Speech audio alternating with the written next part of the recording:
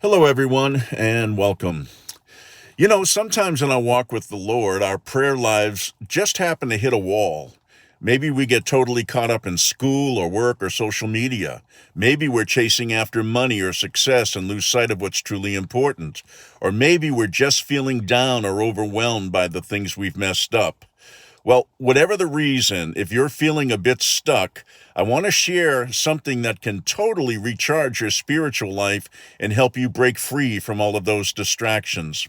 So, today we're diving into one of the most incredible and impactful parts of the Bible, Psalm 119. Now, some people call it the ultimate praise song for God's instructions. This psalm isn't just long. Seriously, it's the longest chapter in the entire Bible with 176 verses. It's also laser focused on one thing, a deep, unwavering love and commitment to God's word and his guidance in his Torah. It's like a meditation, a heartfelt prayer, and a powerful declaration all rolled into one, showing us a heart totally captivated by the beauty and truth of what God has to say. And what makes Psalm 119 so unique, even beyond its length, is how cleverly it's put together.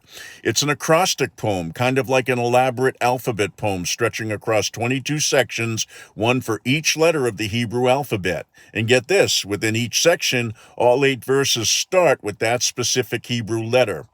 This isn't just a fancy trick, it's super significant. It's like saying the psalmist is embracing God's word from A to Z, from beginning to end, covering every single angle.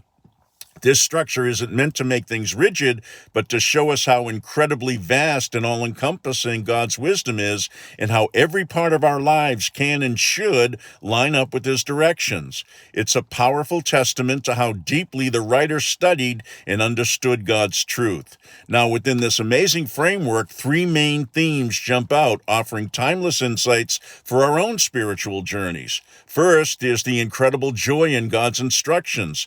The psalmist doesn't see God's commandments as boring rules or heavy burdens. No, he sees them as clear paths to real joy, freedom, and a meaningful life. And it isn't about legalism, just following rules because you have to. It's about a loving, enthusiastic response to a perfect God. The psalmist bursts out in verse 97, "Oh, how I love your law. I meditate it all day long."